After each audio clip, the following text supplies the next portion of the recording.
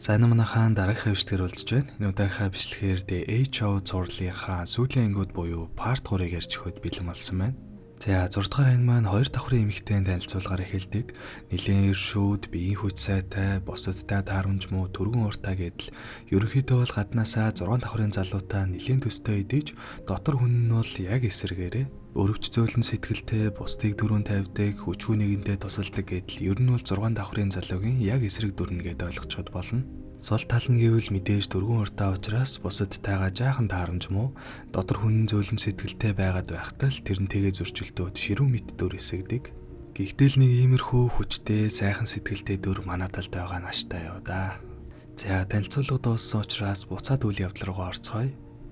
Дээд доод давхрын ялгаа гаргаж манай хэдийг боол мэт хүчээр ажиллуулж байгаа нь 7 давхрын залууд ч гэсэн удах тусам тааламжгүй санагдсан болохоор энэ бүгдийг дуусгахын тулд доод давхрын хэдэд тусалсан юм лээ.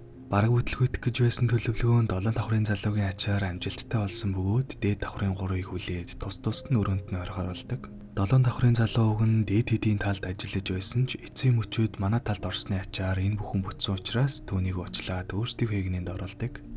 Үүний дараагаар том ялалт байгуулсан хэд маань хангалттай хоол ундтай болсон болохоор 8 давхрын өрөөнд ялалтын баяраа тэмдэглэцгээдэг. Өрөөнд байрладаг утсаар идэж уух зүйл худалдаж авах хориотой ч гэсэн яаж хийх жорыг нь худалдаж авч болдго юм бэ лээ. Тэрийг нь мэдснээр манай хэд арх хийх жор худалдаж аваад хоолтой хамт ирдэг уснуудаа ашиглаж аваад арх хийж уугаад утгаараа найрладаг. Удалгүй манай хэд цааш яхтлаараа ярилцах бөгөөд 2 давхрын эмэгтэй хэдүүлээ бол дээд давхрын хэд шиг хүн чанаргүй амьтад биш болохоор эднэртэй адилхан хүчирхийлэл үлдээж цагаа нэмж чадахгүй. Тиймээс одоо байгаа цагаа зугаатай өнгөрөөгөөд чимээгүйхэн тэмцээнээ дуусгацгаая гэх санал гаргадаг. Зарим нь өөр ямар нэгэн зүйл хийж болохгүй гэж юу гэдэл жинсүү маань бүр яагаад чадахгүй гэжгээд оролдож үзсэн ч үнэхээр л хүн чанар нь зулгаагаад хүчирхийлэл үлдээж чаддаггүй. Гол нь 1 давхрын залуу маань 1 тэрбумдаа хүрээг болохлээр дуусгамааргүй байсан ч 2 давхрын эмэгтэй үлдсэн мөнгийг чинь би өөрийнхөө мөнгнөөс нөхөд өгье гэх бөгөөд үүнийг нь ч зөвшөөрснөөр манай хэд цагаа нэмэх гэж оролдолгүйгээр тэмцээнээ дуусгах гар шийддэг. За ингэснээр манай хэд үлдсэн цагаа тайван зугаатай өнгөрүүлсээр бараг л цаг дуусгахын алдад гинэт үндсэн цаг маань 40 орчим цагаар нэмэгдчихдэг. Хамгийн ихэнд нөгөө 3-аас ижиглээд очоо шалгахтал юу ч болсон шинжгүй хүлээдэг л байж байдаг.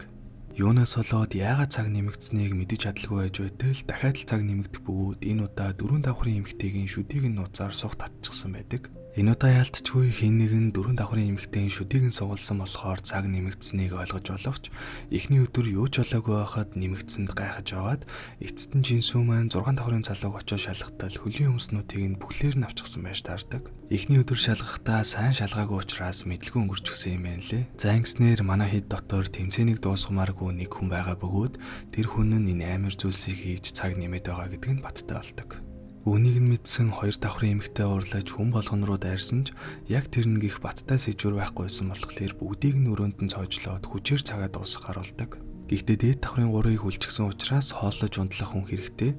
Тиймээс 5 давхрын эмэгтэйг цоожлолгүй үлдээх бөгөөд ингэснээр 2 болон 5 давхраас бусад бүх хүмүүс хөдлөх боломжгүй гэсэн үг. Хэрэгтнийг олох гэсэн ямар ч хичээл зүтгэл байхгүй бүдүүлэг арга хэдий ч нэг их зүйл бодлогүйгээр одоо байгаа нөхцөл байдлаа тохируулаад бодох юм бол хамгийн зөв арга нь энэ байдаг.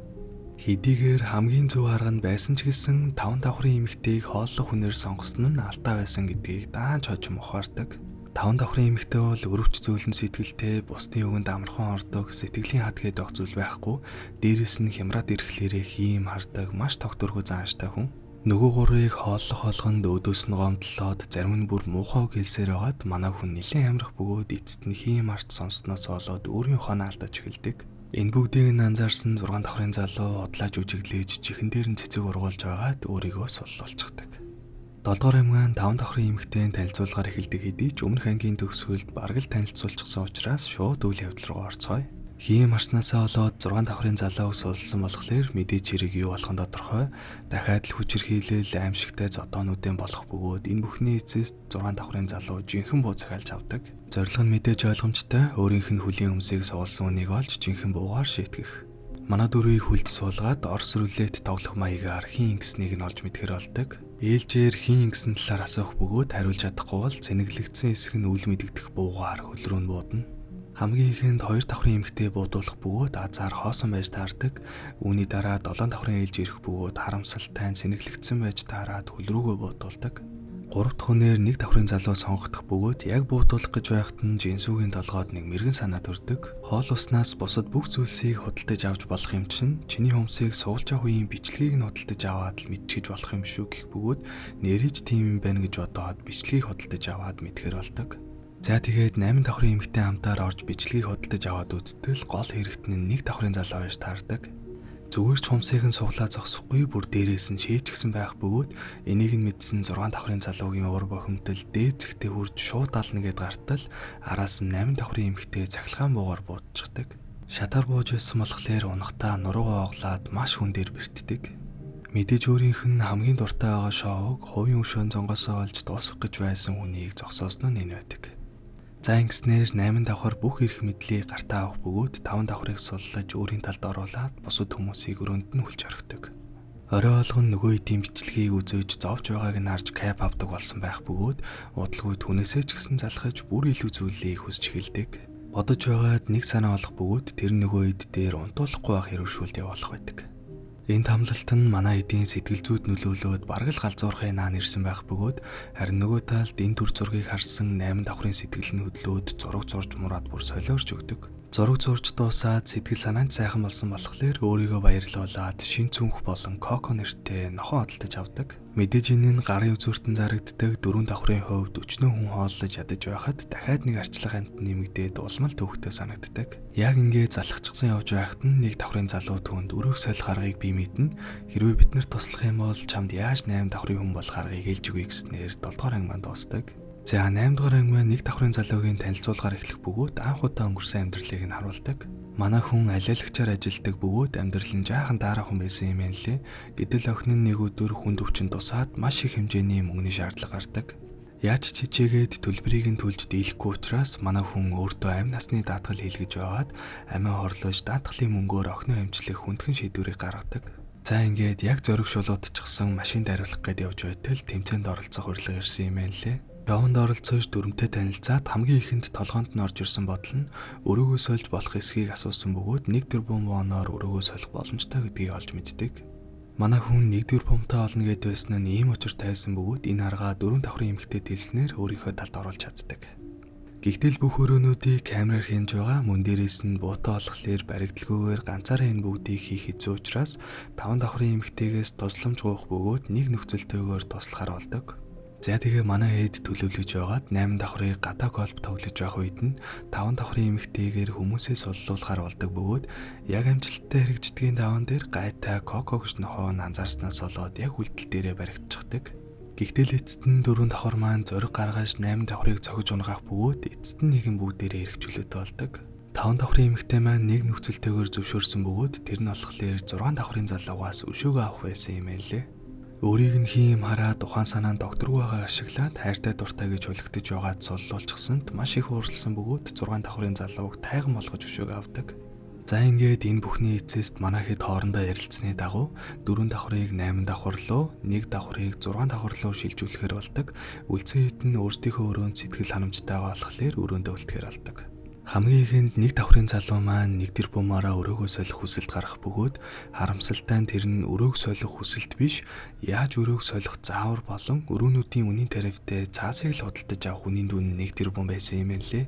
Ядчаах өрөөнүүдийг худалдаж авах үн нь нэлийн өндөр буюу манай хэд яагаад ч дийлэх хэрэггүй тийм хүнтэй байж таардаг. Нэгэн төрөг солих боломжгүй болсон болохоор зүгээр л тэмцээнийг дуусгацгаая. Гарч байгаад бүүндөө 1 давхарт мөнгнөөсөө олцъя гэсэн ч 1 давхрын залуу маань үнтэй санал нийлдэггүй. Зовж цуглуулсан 1 тэрбумаа алдсан болохоор ч тэрөө сэтгэл зүйн докторгүй болж бусдыгаа буугаар сүрдүүлж байгаад бүгдийг нь хүлж орхидог. Үүний дараагаар ганцаараа үзүүлбэр үзүүлж цагаа нэмэх болно гэж зүтгэх бөгөөд харамсалтай нь аюултай үзүүлбэр үзүүлж байгаад өндөрөө сунаад нэлээд хүнд бэртчихдэг. Тусламж авахгүй удах юм бол өхөж ч магадгүй хүнд бэрцсэн болохоор манай хэд хүлээснээсээ молтраад шоуны багийнхнаас тусламж гуйсан ч ямар ч хариу байдаггүй. Тэгэхээр нь Жинсүү маань бүх камерыг эвдлээд дотор юу болж байгааг үзэх боломжгүй болгоод хүчээр тэмцээнийг дуусгая гэж бодох бөгөөд бүх камернуудыг эвдэлж дуусгахдаа зэрэгцээд тоглоомч дуусаж хаалга нэгддэг. Гэхдээ харамсалтай нь аль хэдийнэ оройтсон буюу 1 давхрын залуу маань өөд болсон байдаг. Миний хувьд бол Жинсүү камер эвдснээс олж шоу дуусж байгаа мэт харагдавч яг үнэндээ 1 давхрын залуу өгсөн болохоор шоу дууссан байх гэж бодогдсон. За ингээд эцэст нь үлдсэн хэд маань шоугаа дуусгаж энгийн амьдралдаа орох бөгөөд Жинсүү маань дотор нь давчтаад нэг л хүндүртэй амьдарсаар байдаг. Гэхдээ эцэст нь нэг санаа бодож олсон нь зарлалын самбар дээр нэг давхрын оршуулгыг хийхэр болсноо зарлах бөгөөд бусад хэдэн зарлалыг харснаар манай хэд бөөндөө оршуулгыг нь хийж дотроо онгоод л эцсийн удаа уулзалддаг. 6 давхрын залуу ирээгүй ч гэсэн цэцэг явуулсан байдаг.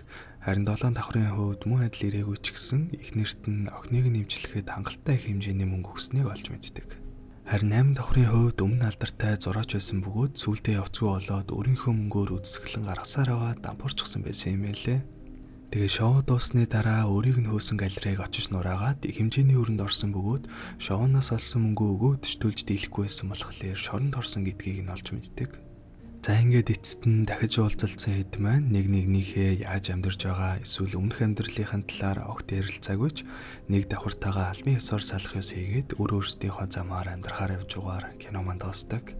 За нэг ийм кинонд манайхаа тэгээд киноны талаар дүгнэлт өөрийнхөө бодлоо ярьж байгаа хувцастай бараг шингээгээд ярьчихсан болохоор нэмж олоог яриад явах уу. Тэгээд эцэст нь бичлэгэнд таалагдсан бол дараагийн юмнуудаа дараараа дараахаа бичлэгээр уулзтлаа. Түр баяртай.